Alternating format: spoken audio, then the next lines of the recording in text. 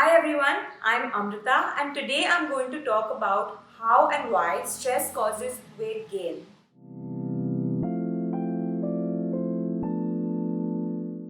First, let me clarify when I say stress, I'm referring to both physical as well as mental stress.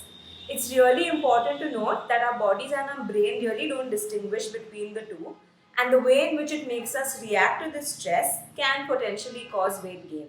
A lot of this can be attributed to our main stress hormone called cortisol. There are several ways in which cortisol can potentially make us gain weight, and I will discuss each of these shortly.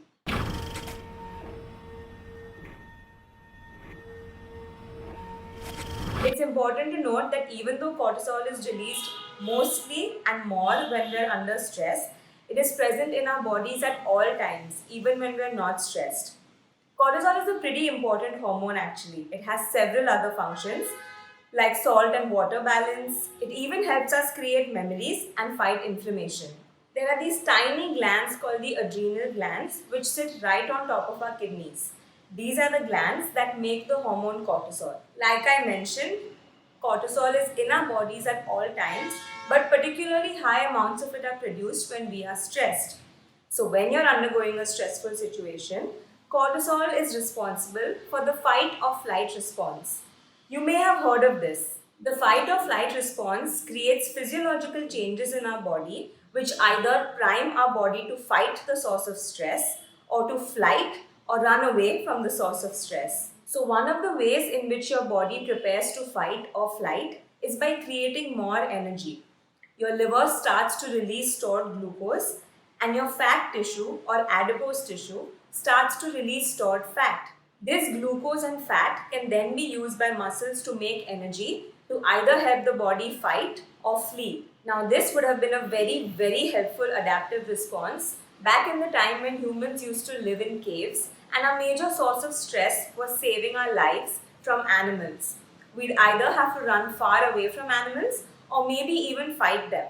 The liver would provide glucose, fat cells would provide fat, and our bodies would use up this extra glucose and fat to create the energy required to fight or flight. In doing so, this extra energy would get used up and not stored by the body. But in today's modern world, we rarely need to physically run away from the stressor. Most of the stress is of the mind. Either stress of working with horrible bosses, stresses of love, family drama, stress in the news, and of course, the biggest stress of all, COVID 19. But let's not even go there. Now remember, because your brain perceives all stress as equal, it's going to send messages to your liver to increase glucose production so that you can run away from your stress. But because you don't have to actually run, your blood sugars remain elevated and unused. Now, if there is unused sugar lying in your blood, your pancreas is also going to release more insulin. More insulin means that all this excess blood sugar is going back into your fat cells to be stored as fat for later use. So, in this way, over time, stress can actually lead to an increase in your body fat content and maybe even weight. So, this was the first way that stress can impact weight and can cause weight gain. The second way is that it directly affects your appetite and can make you eat more. How does it do that? Well, there are two ways. First, because your body needs more energy in this time of stress, and food is the best way to get this increased energy, it can cause an increase in your appetite, which would make you eat more food, which would give your body the energy it needs to fight stress. Furthermore, you may have realized that you crave very specific carbohydrate rich, fatty rich foods like desserts, cakes, chips, etc. And this actually also has a purpose. Carbohydrates or sugar is your body's most basic form of fuel or energy. It can use this the most quickly and generate energy to do work. So, through your cravings, your body is literally saying, "Hello, I need this quick source of energy, please." And fat. At 9 kilocalories per gram of fat, fatty foods are naturally very high in energy. So your body automatically makes you crave these foods because it's a quick way for your body to get the energy it needs in times of stress. Now, while carbs and fats play a really important physical function, they also have a very important psychological role. When you are experiencing stress, you naturally have low levels of the brain chemicals serotonin and dopamine, which are your feel good chemicals. Eating foods that are rich in carbohydrates and fats is a really quick and easy way to increase the serotonin and dopamine levels, which is another reason that you reach out to these specific foods. To know more about how food can impact your mood, I've done a detailed video about it and I've linked it right here for you. Let's talk about the second way that cortisol is making you eat more. Remember that your liver and fat cells are dipping into their stored energy to provide your body the energy it needs to fight stress.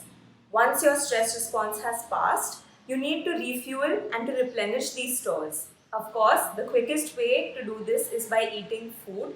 So your body gives you signals of hunger so that you will eat food and your body can replace these stores. In fact, the second point is the main reason that stress interferes with weight loss. Technically, you should be losing fat when you are stressed because your body is dipping into its fat stores and utilizing fat to give you energy. But then it also makes you crave foods in a way and eat in a way that immediately replaces and replenishes all that stored energy. Your body is simply protecting you by preparing for another emergency and another stressful situation in the future where it may need to dip into its energy stores again. In this way, instead of losing fat, your body is holding on to fat in preparation for stress in the future. I hope you have now a slightly better understanding of why cortisol and stress makes you gain weight. Please note, stress is not a bad thing. We all get stressed occasionally, and some level of stress is even good for both the mind and the body. It's only harmful and maladaptive when it happens too much and too often. Think of it this way. Lifting a certain amount of weights can be really great for your muscles and joints, and it can strengthen them. But lifting a larger amount of weights can actually injure those same bones, muscles, and joints. It's the same with stress. A little is good, some is good, but too much can be harmful.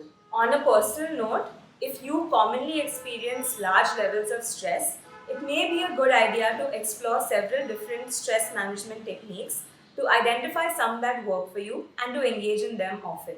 Some of my personal favorite ones are dancing and reading a good book.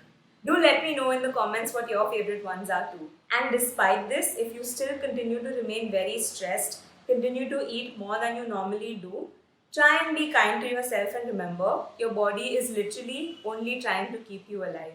That's all for today. I hope you enjoyed this video and found it helpful. If you did, please remember to like, share and subscribe to my channel and share this with others who will also find it helpful.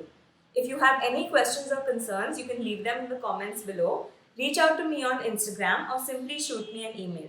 I'd love to hear from you. Until then, take care and keep shining.